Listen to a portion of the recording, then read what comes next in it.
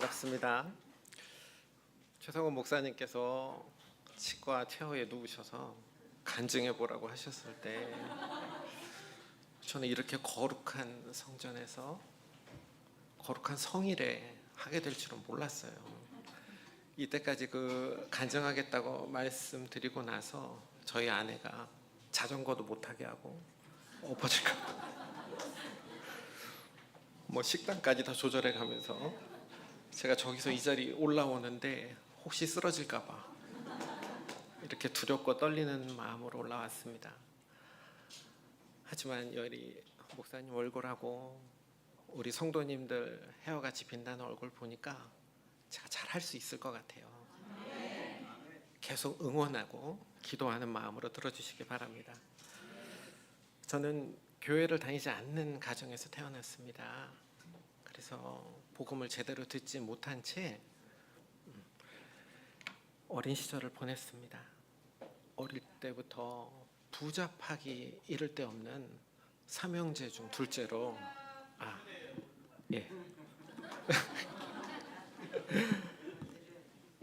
어릴 때부터 저희 집은 삼형제였기 때문에 온 집안이 부서지는 그런 부잡한 집안이었어요. 그 중에 둘째로 태어난 저는 여기저기 할까요?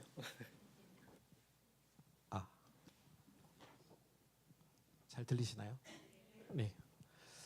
저는 여기저기 기웃거리면서 온갖 세상의 것들에 대한 관심으로 어린 시절을 보냈습니다.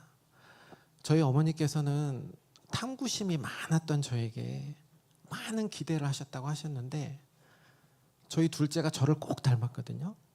저희 둘째를 보니까 지금 말하는 ADHD 같은 거였습니다. 그런데 이상하게도 저는 교회 앞을 지날 때면 들리던 찬송가 소리가 그렇게 좋았습니다. 좀 되게 이상하지 않아요? 6, 7살, 8살 되던 교회도 안 다니던 아이가 교회 앞만 가면 들려오는 찬송 소리가 그렇게 제 마음을 울렸습니다. 그 알 수 없는 끌림이 어릴 적부터 시작되었는데 저는 그 이유를 40년이 지난 3년 전에 알게 되었습니다. 고등학교 때는 아카펠라 찬양을 듣고 굉장히 큰 감동을 받기도 해서 교회에 가고 싶었던 적도 있었고 친구의 전도를 받아서 교회에 몇 번 출석해 보기도 했지만 저는 교회에 갈 수가 없었어요. 왜 그랬냐면 지금 생각해 보면 저희 집안이 주일을 준비하는 집안이 아니었기 때문이었어요. 이 삶에 예배가 중심이 되지 않으면 그 예배는 이어질 수가 없습니다. 그래서 하나님께서 저를 그렇게 부르셨지만 여러 번 제 삶에 가까이 오셨었지만 저는 그때마다 제대로 붙잡을 수가 없었습니다. 그럼에도 불구하고 제 마음 한켠에는 이상하게 그 흔적이 남아 있었습니다. 설명할 수 없는 어떤 그 끌림이 제 안에 남아 있었어요. 그래서 저는 비록 교회를 다니진 않았지만 누군가 하나님의 존재를 믿느냐라고 가끔 물어보잖아요. 학교 다닐 때 신의 존재를 믿는가. 그러면 저는 항상 하나님이 계신다는 그런 고백을 하곤 했습니다. 과연 무엇이 진짜일까? 그것이 알고 싶다. 그렇게 생각했던 저희 학창시절이 아니었던가 생각이 들어요. 마치 파주에서, 여기 파주 가깝죠? 남한 땅을 바라본 그 북한 병사가 저 같은 생각을 하지 않았을까? 저 나라는 과연 진짜일까? 우리가 배운 것과는 너무 틀린데 그렇게 저도 하나님 나라에 대한 동경이 있었던 것 같습니다. 오늘 저는 제 삶을 돌아보면서 제 부족한 과거를 많이 회개하게 되었고 제가 하나님을 찾아간 줄 알았지만 하나님께서 제 삶을 미리 예비하시고 제 삶을 붙드시고 인도하셨던 이야기를 여러분께 들려드리고자 합니다. 그렇게 하나님 없이 중고등학교, 대학교를 지낸 다음에 치과 의사가 된 후에 저는 굉장히 강해 보이기도 하지만 소심하고 겁이 되게 많아요. 그래서 하나님께 편지를 드렸습니다. 교회도 안 다니고 복음이 뭔지도 모르던 사람이 예전에 그 기억 때문에 하나님께 편지를 썼어요. 뭐라고 썼냐면, 전 무서운 세상 여자로 인해 상처받고 싶지 않습니다. 한 여자를 보내주시면 같이 잘 살아보겠습니다. 이런 편지를 썼어요. 너무 어이없죠, 그죠? 지금 생각해 보면 하나님께 조건 다른 것 같은 편지였지만 하나님께서는 그 편지에도 응답하셨습니다. 그때 당시 PC통신이라고 굉장히 낭만 있던 펜팔하는 그런, 이제 요즘 말하면 앱 같은 게 있었는데, 그때 저희 아내에게 편지가 왔습니다. 그래서 몇 달 동안 서로 펜팔을 하다가 제가 이제 만나고자 하는 계기를 만들어야 되잖아요. 이제 저 다음 주에 훈련소 가는데 한번 만나보고 싶다. 그래가지고 지금 이제 코엑스 자리예요. 그때 서울몽고라는 게 있었습니다.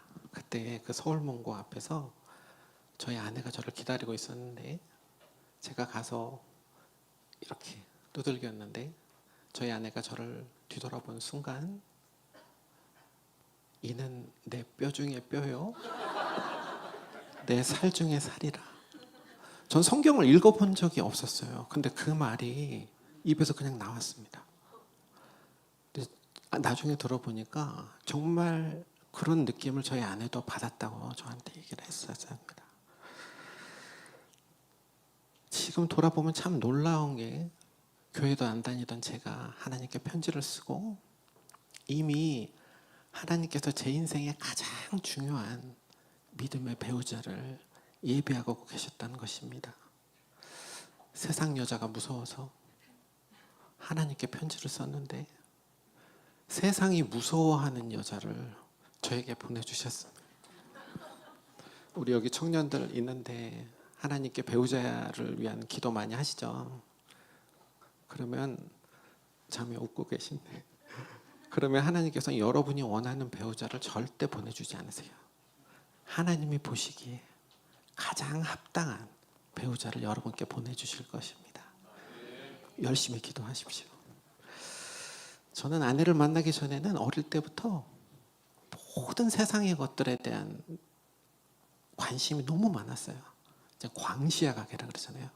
시야가 이렇게 열려가지고 뭐 물리학 뭐부터 여러 가지, 또 뭐 호기심, 세상 것들로 인한 그런 유혹에 빠지기도 하는 사람이었지만, 아내를 만나고 나서 하나님께서는 제 눈에 차 한 대를 씌워주셨습니다. 차 한 대가 뭐냐면, 말 달리잖아요. 옆에 보지 말라고 이렇게 가려주는 거 있어요. 이 믿음의 차 한 대와 같은 아내를 저에게 보내주셨어요. 그렇게 아내를 만나고 훈련소를 입소하게 되었습니다. 그때 편지를 보냈는데 4주 동안 답장을 안 했어요. 아무튼 그 춥고 배고프고 화장실도 못 가던 그런 훈련소 시절에, 교회 나와, 여기 군대 갔다 오신 분들 다 아실 거예요. 그때 저는 교회 다니지도 않았는데 손을 번쩍 들고 교회 가서 이렇게 저 뒷자리 좀 앉아 있었는데, 그 군종께서 피아노를 치면서 찬양을 하시는데 하염없는 눈물이 눈에서 떨어졌습니다. 그때 남자들 틈에서 얼마나 창피했겠어요. 근데 그때 저는 가출했다 돌아온 탕자가 아버지를 뵙고 흘리는 눈물이라는 것을 나중에 깨닫게 되었습니다. 그때 저는 내친김에 태권도 사범이었던 목사님께서 주시는 세례까지 받고 나왔습니다. 대구에서 공중보건의로 군생활하던 시절에 결혼을 준비하면서 저는 서울에 있는 왕성교회에 등록하게 되었고, 그때 우리 최성훈 목사님도 만나게 되었습니다. 그 과정을 통해 목사님 주례 허락을 받았고, 그때 저를 신혼부부, 이제 처음 이제 결혼 잘하라고 하는 교육해 주셨던 간사님이 훗날 저희 병원에서 파송하게 된 오 선교사님이셨습니다. 그때는 전혀 몰랐지만 하나님께서는 제 삶에 아주 중요한 만남들을 미리 예비하고 계셨었어요. 그때 당시에 저는 하나님께 편지 한 통 올려드린 것 외에는 전혀 믿음이 있던 사람은 아니었습니다. 교회는 단지 그냥 결혼을 위한 과정이었고, 근데 하나님께서는 그 예비하신 배우자와의 만남과 또 우리 선교사님의 만남을 통해서 제 인생을 움직이기 시작하셨습니다. 그렇게 결혼을 하고 이제 대구에 내려와서 군생활을 하던 중에 저는 어디에서 누가 줬는지도 모를 되게 오래된 성경을 읽기 시작했습니다. 그때 한 구절에서 멈추게 되었는데, 오늘 본문인 로마서 8장 34절에 죽으실 뿐 아니라 다시 살아나신 이는 그리스도 예수시니 그는 우리를 위하여 간구하시는 자시니라. 이 말씀 가운데 하나님과 저와의 거리가 0이 되었어요. 그리고 저는 강렬한 성령의 임재를 느끼게 되었습니다. 예수님이 이 땅에 오신 것은 이 세상 모든 사람이 아는 사실이지만, 그런데 그분이 지금도 하나님 우편에서 우리를 위하여 기도하고 계신다는 사실에 저는 성경 속에 계신 예수님을 만남으로 그 모든 예수님의 사역을 인정하게 되었습니다. 바로 그것은 매우 저한테 놀라운 사건이었고, 오직 예수의 이름만이 하나님의 임재 앞으로 우리를 데려다 줄 수 있다는 것을 저는 체험으로 알게 되었습니다. 그날 이후에 제 삶은 완전히 달라졌습니다. 새벽 기도로 하루를 깨우게 되었고, 거리에서 사람을 만나면 복음을 전하고, 퇴근을 교회로 해서, 그때 제가 15번이었거든요. 교적 번호가. 개척교회를 다녔어요. 그래서 그 개척교회 양탄자 물 청소하면서 교회에서 훈련을 받기 시작했습니다. 그때 저는 이 세상의 모든 유혹과 아니면 관계를 떠나서 하나님 나라로 귀순에 성공한 것 같았습니다. 그렇게 열심으로 성경을 읽고 예배를 드렸던 저희 부부는 이후에 굉장히 행복했을 것 같지만, 아주 행복했던 순간은 저희 큰딸이 태어났을 때였고, 하나님께서는 첫 번째 시련을 허락하셨습니다. 결혼하고 제가 예수님을 만난 지 2달 정도 지났을 무렵에 저희 큰처남이 유익육종이라는 희귀 골육종 진단을 받았습니다. 그 후 4년의 투병 시간 동안에 저희 부부는 갓 태어난 저희 큰딸과 함께 그의 회복을 위해 간절히 하나님께 매달렸습니다.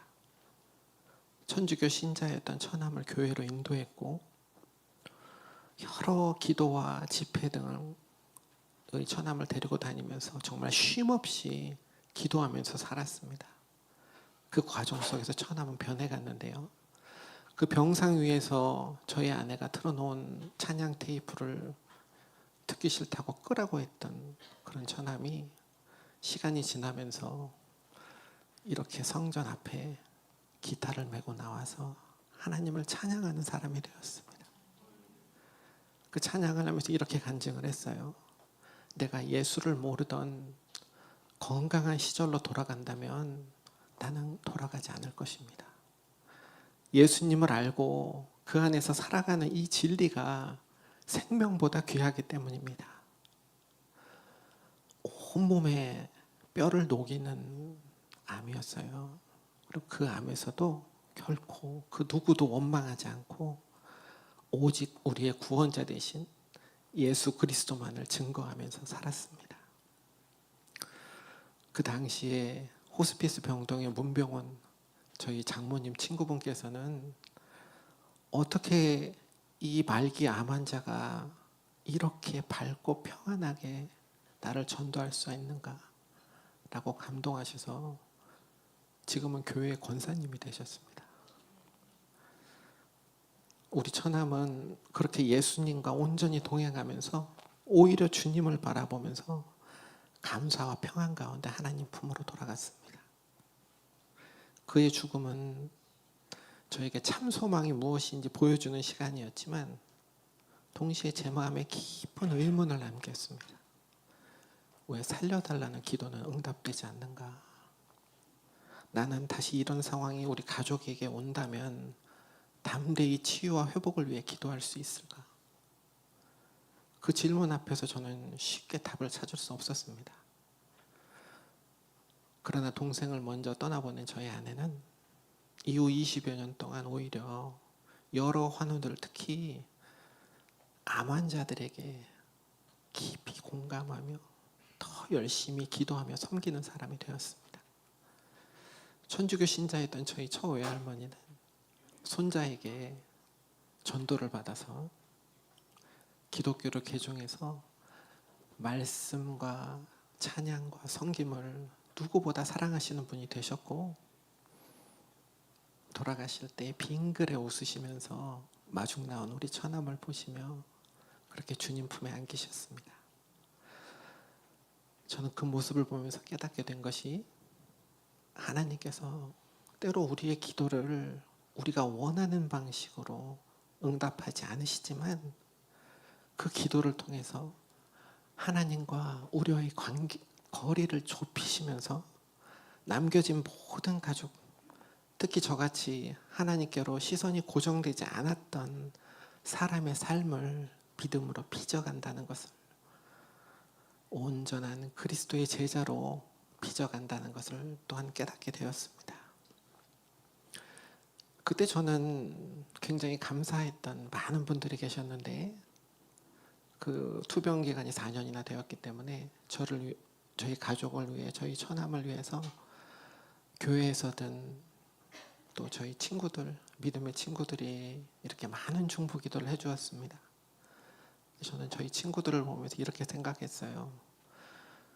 쟤네들은 어떻게 저렇게 온유하고 겸손할 수가 있는가. 저는 주일학교를 못 나왔기 때문에 여러분들은 주일학교를 잘 나와서 앞으로 온유하고 겸손한 예수님의 제자가 반드시 될 것입니다. 남들이 굉장히 부러워할 거예요. 저는 그 친구들이 너무 부러웠어요. 저는 지금은 이 자리에 이렇게 간증자로 섰지만 남자분들 다 아실 거예요. 이렇게 욱하는 것도 있어요. 참다 화내면서 자기를 합리화하기도 하는 그런 사람입니다. 근데 그 친구들은 그렇지 않은 거예요. 그걸 어떻게 아냐면 아내가 남편을 존경해요. 이건 사실 엄청난 겁니다. 그죠? 그 친구들을 보면서 저는 저 자신의 못남과 부족함을 굉장히 자조했습니다. 왜 나는 저들과 같지 않은가? 이 세상에서 보면 제가 여기 이제 치과 의사라고 나와 있으니까 뭐가 부족한 게 전혀 없는 것 같죠, 그죠? 근데 저는 제 마음속은 전혀 그렇지 않았어요. 그래서 저는 어떻게 결심을 했냐면, 나는 저들하고 똑같은 성품을 앞으로도 못 가질 것 같은 거예요. 근데 하나님 앞에서, 하나님 나라에는 같이 당당하게 들어가고 싶다. 저는 이런 결심을 하게 됩니다. 그래서 하나님께 받은 은혜를 그냥 붙잡고 사는 인생이 아니라 예수님의 마지막 명령인 땅끝까지 복음을 전하라는 명령에 순종해서 선교를 해야겠다라는 그런 결심을 하게 됩니다. 이렇듯 저희 처남의 죽음이라는 고난과 온유하고 신실한 믿음의 친구들로 인해서 하나님께서는 저를 선교의 삶으로 이끌어 주셨습니다. 그렇게 선교사를 지원하는 병원을 세우겠다라는 창립 이념, 조그만 치과라서 창립한다고 좀 이상한데, 로 저희 에이스 치과를 개원하게 되었습니다. 그때 제 계획은 굉장히 소박했는데, 첫 해에는 월마다 10만 원씩 선교원금을 드리는 거예요. 다음 해에는 20만 원, 그 다음에 30만 원. 이게 눈덩이처럼 불어나겠죠, 나중에는. 그때 한 5년 정도 지나던 2010년에 저희 부부는 결혼 전 신혼부부 교육을 담당하셨던 그 우 간사님을 우 선교사님으로 파송하게 됩니다. 그때 우 선교사님은 큰딸이 수족과시죠. 그 바이러스 감염으로 숨이 끊어져 버렸어요. 40분 동안 코마 상태에 빠졌을 때 이 아이를 살려주시면 제가 선교사로 나가겠습니다 라고 소원을 하셨고, 저는 그 뒤에서 그때 밝히진 않았었는데 그럼 제가 이것을 보낼게요 라고 이렇게 제가 작정을 했고, 그리고 한 3, 4년의 교육기간이 끝난 후에 이렇게 파송하게 된 것입니다. 그러나 그때 제 마음은 굉장히 미숙해서 이것이 천국을 가기 위한 안전장치 같이 느껴지기도 했고 보험 같이 느껴지기도 했습니다. 그런데 시간이 지나면서 깨닫게 된 것은, 이것은 제가 원해서 하나님 나라를 얻기 위한 수단으로 삼은 것이 아니라 하나님이 미리 저를 위해 예비하신 제 사명에 대한 순종이었다는 것입니다. 그날 파송 예배를 드리면서 제 마음은 굉장히 벅차올랐어요. 목사님 비롯해서 10명도 넘는 목사님께서 저희 치과에 오셔서 축도해 주시면서, 그렇잖아요. 조그만 치과에서 선교사를 파송한다는 것은 굉장히 영광스러운 일이거든요. 그래서 제가 어떻게 생각했냐면, 이 정도 하면 하나님께 인정받지 않을까. 내가 하나님 나라의 작은 기둥 정도 되는 게 아닌가. 내 친구들보다 내가 좀 더 잘 나가는 거 아닌가. 이런 교만한 마음을 제가 가지게 되었습니다. 지금 생각하면 참 부끄러운 일이었지만 하나님께서는 그 미숙한 마음도 받으시고 저를 더 깊은 자리로 이끄셨습니다. 그렇게 영광스러운 파송 예배 후에 솔직히 성도님들 똑같이 생각하시잖아요. 이제 내가 하나님의 복을 받을 것이다. 하지만 제 기반은 다 무너져 내렸습니다. 병원은 저의 관리 소홀로 인한 직원의 실수로 오히려 2달간 문을 닫게 됐어요. 병원이 2달을 문을 닫으면 그 데미지는 어마어마합니다. 그때 저는 굉장히 많이 힘들었고, 왜 오히려 이런 일이 생기는 걸까? 라고 불평도 해봤지만 하나님께서는 저에게 이렇게 말씀하셨습니다. 너는 선교를 하고 있는가? 선교를 통해 인정받고 싶은 것인가? 그 질문 앞에서 제 마음이 드러났습니다. 그리고 저는 깨닫게 된 것이, 하나님께서 저를 온전히 사용하시기 위해서 저를 먼저 깨트리고 계신다는 것이었습니다. 제가 임플란트 수술을 우리 목사님께도 했고 여러 환자들한테 이렇게 하게 되는데, 임플란트 해보신 분들 많잖아요. 임플란트 이렇게 신고 나면 한 3개월 정도 있다가 위에 치아를 이렇게 끼워주거든요. 끄떡끄떡 하시는 분들 다 하신 분들. 근데 꼭 한 달 체크를 하게 돼요. 이게 잘 들어갔는지, 염증은 없는지. 그때마다 우리 환자들께서 하시는 말씀, 왜 오늘 이를 안 끼워주냐고. 미리 제가 3개월 걸린다고 말씀을 드렸는데도 불구하고 그렇게 말씀을 하시면 제가 뭐라고 의학적으로 말씀을 드리냐면, 뼈에다 구멍을 뚫고 지대줄을 넣으면 한 달 동안은 오히려 뼈가 녹습니다. 그 주위에 뼈가 재구성되기 위해서 미리 그 임플란트 주변에 뼈가 이렇게 얇게 녹아내리고요. 그리고 나서 오히려 더 강력하게 붓기 시작하는 거예요. 하나님께서는 이처럼 선교사 파송을 하고 영광스러운 예배 가운데 있던 저에게 그 주변의 기반들을 살짝 무너뜨리시고 다시 강력하게 이렇게 세워주셨습니다. 지금 제가 이 간증문을 쓰면서 돌이켜보니까 벌써 우리 우선교사님 파송한 지 16년이 지났더라고요. 그동안에 정말 항상 친구들이 물어보죠. 요즘은 좀 어때? 라고 물어보시면 변화가 없어요. 우리 어려운 시절도 있었고 좋은 날도 있었지만 하나님께서는 항상 저희 치과를 든든한 반석 위에서 변함없이 지켜주셨습니다.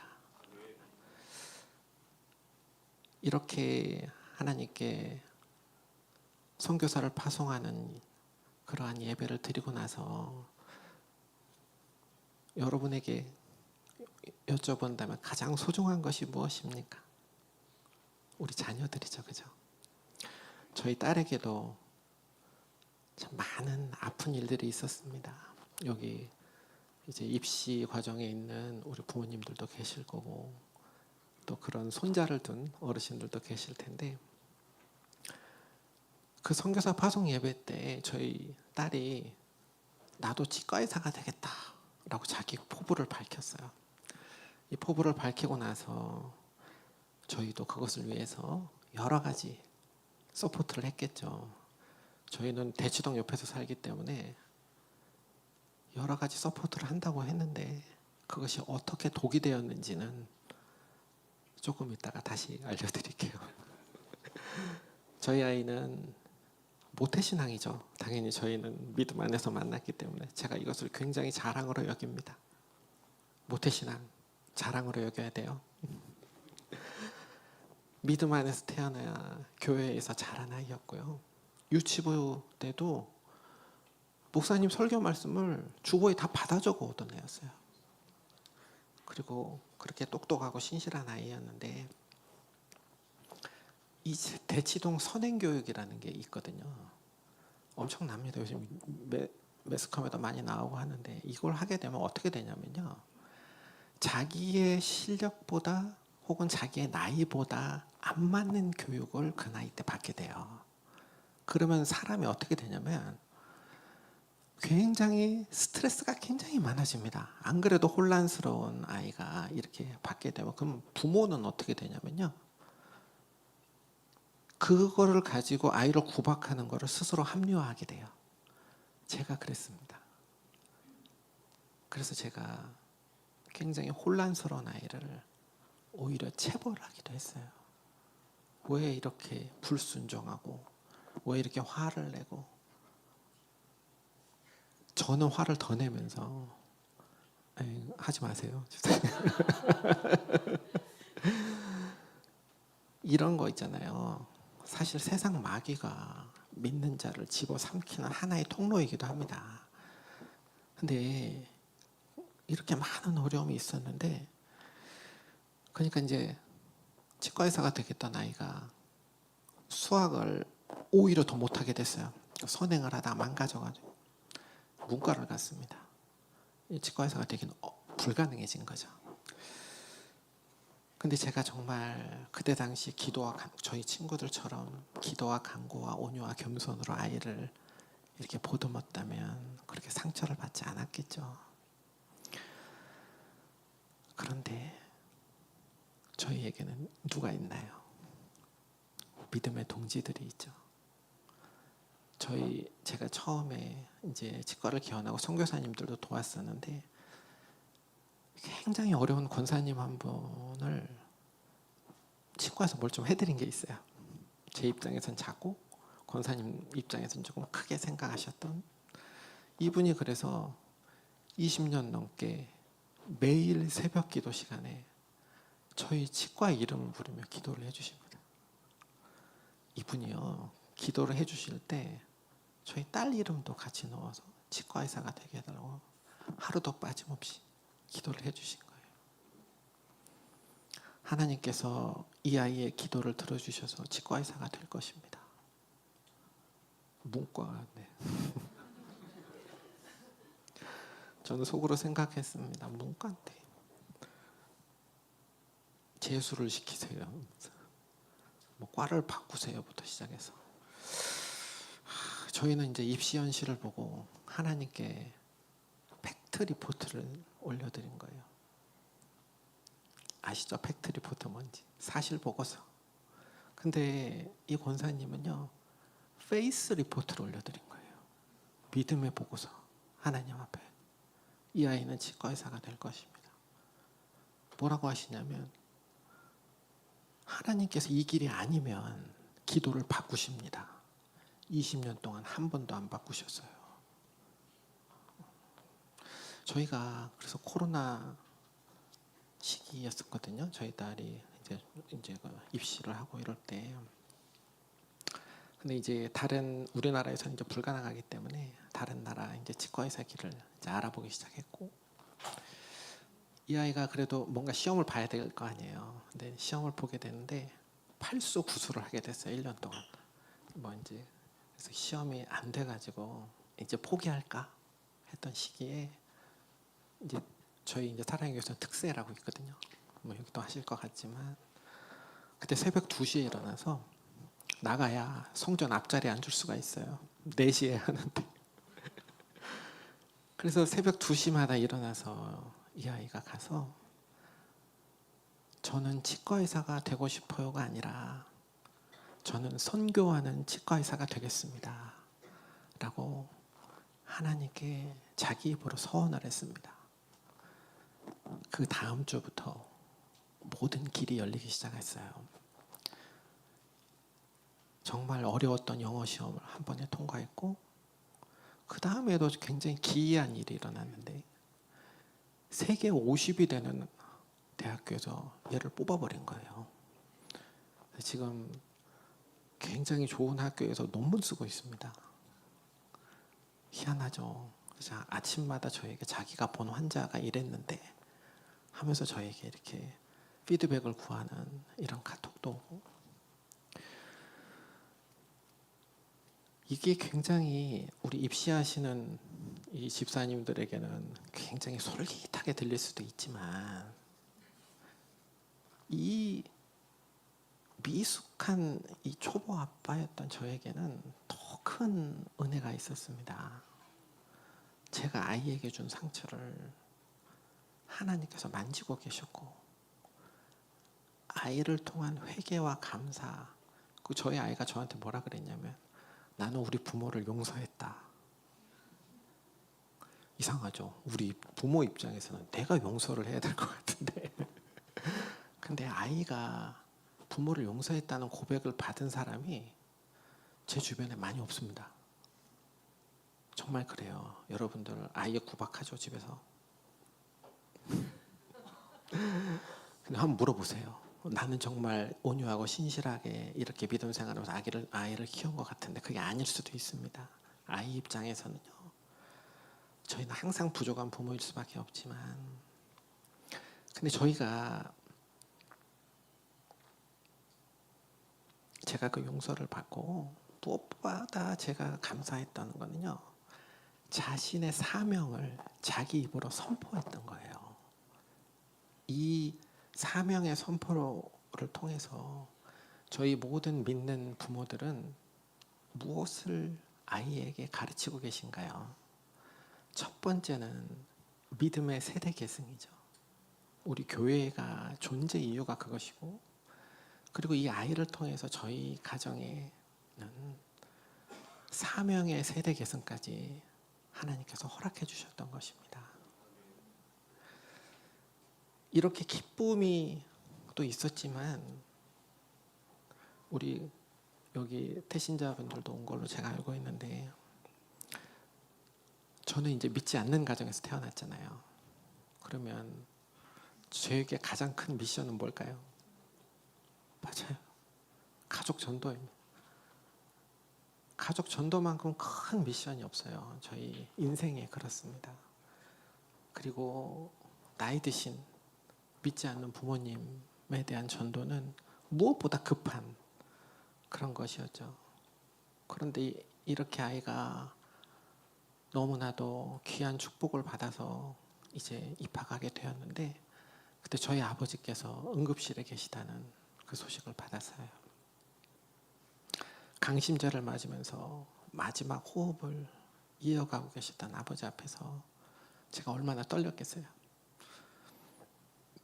평생 교회 가셔야 됩니다. 이렇게 했는데, 네가 죽어봐라. 그러면 다시 신림사거리일걸. 이렇게 제가 저희 치과가 신림사거리에 있거든요. 천국의 존재를 이렇게 막 부정하기도 하시고, 또 예전에 내가 다 알고 있다라고 이렇게 부정하셨던 저희 아버지셨지만, 그때 제가 마지막 영접 기도까지 거부하시면 어떡하나라는 얼마나 큰 두려움에 빠졌었겠어요. 근데 그때 기도 끝에 용기를 내서 응급실 병상에서 저희 아버지께 이렇게 말씀을 선포했습니다. 사람이 마음으로 믿어 의에 이르고 입으로 시인하여 구원에 이르느니라. 누구든지 주의 이름을 부르는 자는 구원을 받으리라. 그리고 말씀드렸어요. 아버지 예수 그리스도를 주님이라고 시인하시면 천국 가시는 거예요. 아버지 예수님이 우리의 유일한 구원자이심을 믿으시죠? 아버지께서 짧게 라고 대답을 하셨어요. 이게 또 저희는 확신이 안 들잖아요. 그래갖고 이제 산소호흡기 겨우 이렇게 하시는 분한테 아멘 하세요. 아멘 하시더라고요. 또 힘을 내셔서 한 번 더 하셔야 될 것 같아서 아멘 하세요. 아멘 하시고 아버지 의식이 있을 때 꼭 이 말씀을 계속 하셔야 돼요. 되뇌이셔야 돼요. 정신이 돌아오실 때마다 예수님 나의 영혼을 받으소서. 예수님 나의 영혼을 받으소서. 아버지께서 그렇게 따라 하셨습니다. 그때 놀랍게도 목사 안수를 받기 위해서 한 4년 만에 한국에 오셨던 우리 우성 교사님께서 코로나 시기에 의사한테 우겨가지고 들어오셔서 임종기도를 해주셨습니다. 저희 큰딸에게 이제 영상통화로 천국에서 다시 만나자라는 약속까지 해주셨어요. 제가 얼마나 큰 은혜가 됐겠어요, 그날에. 근데 장례식장에서 놀라운 반전이 일어났습니다. 저희 교회에서 오셔서 이 장례를 다 주관해 주시고 우리 가족들이 굉장히 은혜를 받았어요. 그때 당시에 뭔 교회가 원래 이런 데였으면 아시잖아요. 장례식장에서 얼마나 은혜롭고 헌신하고 도와주고 기도해주고 찬양해주고 정말 천국을 울리는 그런 찬양을 막 해주시잖아요. 근데 저희 아버지가 약사셨는데요. 약대 동창이셨던 장로님이 계신데 그분이 오셔서 너희 아버지가 실은 CCC 출신이라는 거예요. CCC가 뭐냐면 뭐 말 안 해도 다 아시죠. 대학교 내내 전도하고 말씀 보고 성경 공부하는 모임이에요. 그래서 저한테 이렇게 카톡 아버지하고 했던 카톡을 이렇게 쭉 보여주시는데 둘째에 따라서 교회 가라 너 지금 뭐 하고 있냐부터 시작해서 뭐 이런 게 저한테 이제 보여주시는. 그래서 그 순간에 제가 제 모든 인생이 다 이해가 되기 시작한 거예요. 그게 3년 정도 전인데요. 제가 왜 3살, 4살, 7살 때 찬송가 소리가 듣기 좋았었는지 훈련소에서 교회 갈 사람 나와 해갖고 갔더니 하염없는 눈물이 왜 나 여기가 내 고향인 것 같고 여기가 아버지의 집같이 말도 안 됐잖아요. 이건 믿지 않는 사람이. 저희 아버지가 4대 독자셨거든요.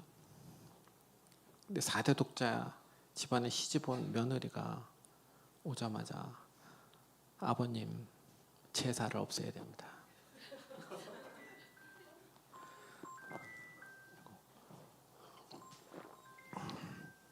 근데 저희 아버지께서 뭐라고 하셨냐면 형식은 중요하지 않으니까 그렇게 해라라고 허락해 주셨던 거예요.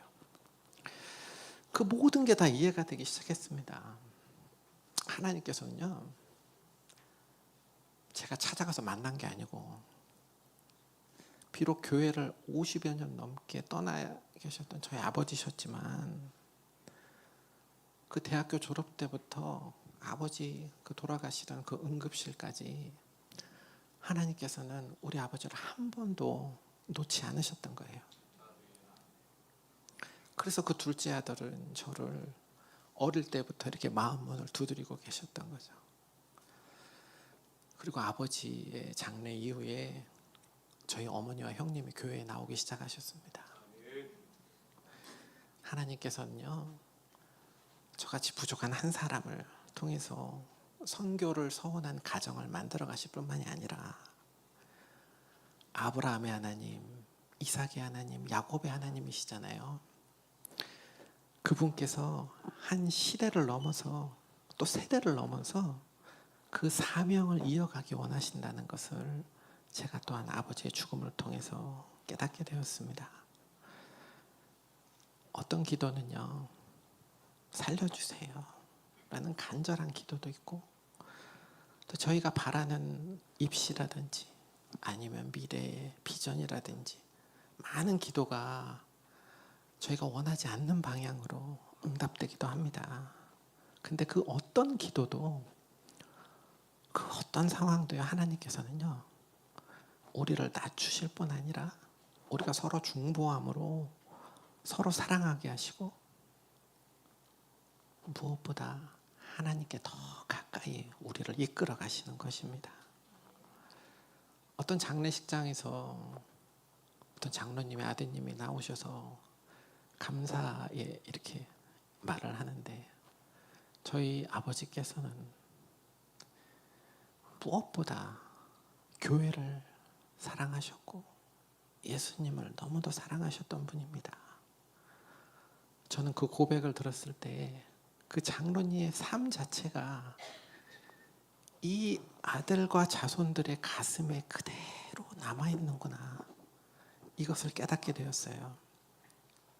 그 사랑이 주님을 사랑하는 것뿐만이 아니라 자녀들을 위한 기도, 그 간절한 절절한 그 기도들이 그 후손들의 가슴에 남아서 예수님의 말씀이 떨어지면 우미 돋고 가지를 뻗어서 30배, 60배, 100배의 결실을 믿는 그런 옥토와 같이 된다는 것을 저는 그날 또한 깨달았습니다. 우리가 아직 죄인 되었을 때 그리스도께서 우리를 위하여 죽으심으로 하나님께서 우리에게 대한 자기의 사랑을 확증하셨느니라. 예수님은 우리를 정죄하기 위해 오신 분이 아니에요. 예수님은 우리의 죄 때문에 우리를 위하여 죽으신 분입니다. 우리도 우리의 죽음을 준비해야 되겠죠. 돌이켜보면 천국에 있는 우리 처남도, 우리 할머니도, 아버지도 그 간절한 기도와 사랑 가운데 주님 품에 안기셨고, 그들의 삶과 죽음은 제 마음을 완전히 바뀌어 놓았습니다. 그래서 저도 이제 어떤 섬김과 죽음으로 제 아이들에게 무엇을 사랑했노라고 남길 것인가 라고 준비하기 시작했습니다. 제 장례식장에서 우리 아이들이 이렇게 말해줬으면 좋겠어요. 저희 아버지는 교회와 예수님을 너무도 사랑하셨고 선교의 사명을 우리 후손들에게 남겨주셨습니다. 저는 이제 다락방 순장을 하고 있는데 매해 저희 순원들에게 하는 질문이 있습니다. 집사님이 생각하시는 천국은 어떤 곳입니까? 여러분도 그런 상상 많이 하시죠? 아픔이 없는 곳, 돌아가신 우리 가족들이 있는 곳. 어떤 목사님은 제게 예수님의 눈을 볼 수 있는 곳이라는 아주 좋은 말씀도 해주고 하셨는데, 저도 그렇게 믿습니다. 그런데 이제 천국은 단지 죽은 후에만 가는 아주 먼 나라가 아니에요. 하나님께서 부르신 사람들이 예수님을 믿음으로써 들어가고 그 사랑을 살아내면서 다음 세대에 이어가는 실제의 나라임을 저는 또한 믿습니다. 돌이켜보면 저는 하나님 나라 밖에 있었던 사람이었습니다. 그런데 하나님께서 저를 예배하시고 찬양의 소리로 제 마음을 두들기셨고 믿음의 배우자를 보내주셨고 대구에서 예수님을 만나게 하셔서 그 나라에 들어가는 유일한 방법을 알게 하셨으며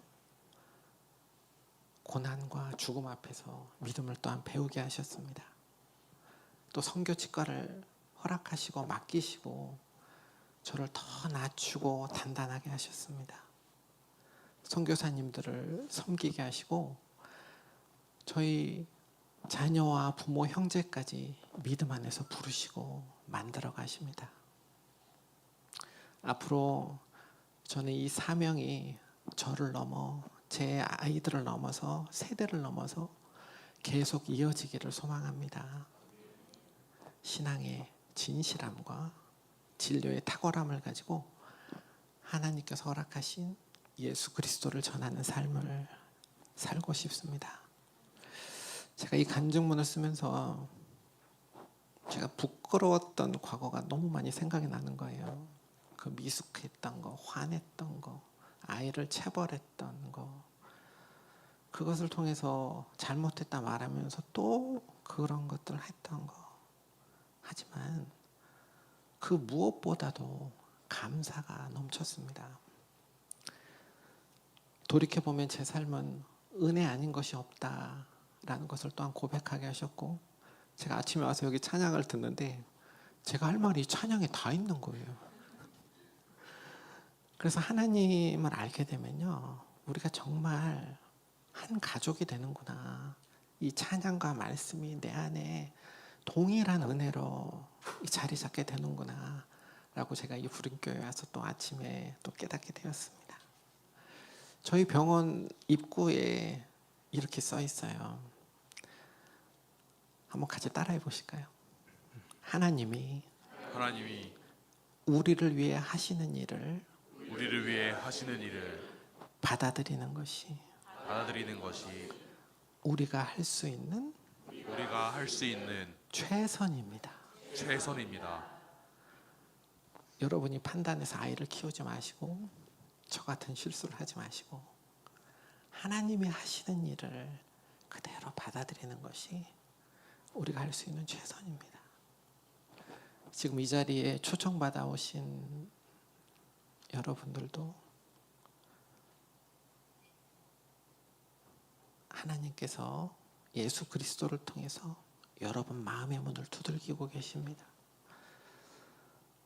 그 문을 열고 예수님을 영접하시면 여러분에게 무엇을 주실까요?